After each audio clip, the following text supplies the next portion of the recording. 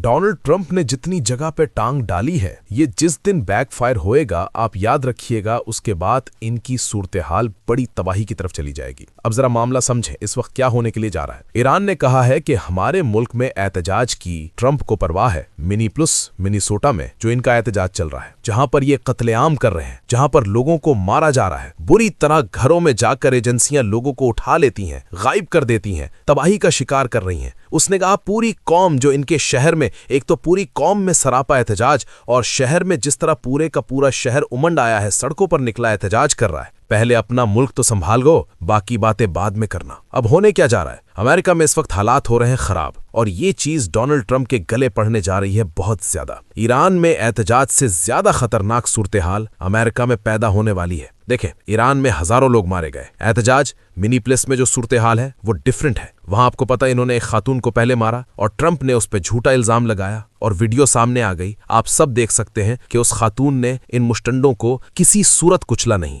अब जो अगला सिनेरियो है वो ये है कि ट्रंप यहां पर फौज तैनात करने जा रहा है। उसने धमकी दे दी है कि अब जो आइस है या पुलिस है, यानी आइस जो इनकी एजेंसी है, जो जाते हैं लोगों के घरों में छापे मारते हैं, उनको उठाते हैं, उसके अलावा ये लोगों को डिपोर्ट करते हैं, ये ट्रंप ने असल में बनाई है और इनको इतने इख्तियारात दे दिए हैं कि जिसका दिल करता जाके उठाते हैं। हम लोग अक्सर कहते हैं थर्ड वर्ल्ड कंट्रीज की पुलिस बड़ी गंदी है, एजेंसीज बड़ी बुरी हैं। ये बुरे हैं। आप यकीन कीजिए, अमेरिका के अंदर जो एजेंसीज और पुलिस का खेल है इतना शर्मनाक है कि वो थर्ड वर्ल्ड कंट्रीज की याद दिलाता है। ट्रंप अब तैनात करने जा रहा है फौज। उसने कहा जो मैं फौज तैनात करने जा रहा हूं सदर के इख्तियारात इस्तेमाल करते हुए। उसमें वो नेशनल गार्ड्स को तैनात करने जा रहा है, कमांडोज तैनात करने जा रहा है, और वो कह रहा है कि जो कमांडोज आएंगे, और जाहिर सी बात है उन्होंने गोलियां भी चलानी है, उन्होंने सारे काम करने, उन्होंने एक औरत नहीं मारी, एक और बंदा मार दिया है, और असल में बहुत सारे लोगों को मारा है।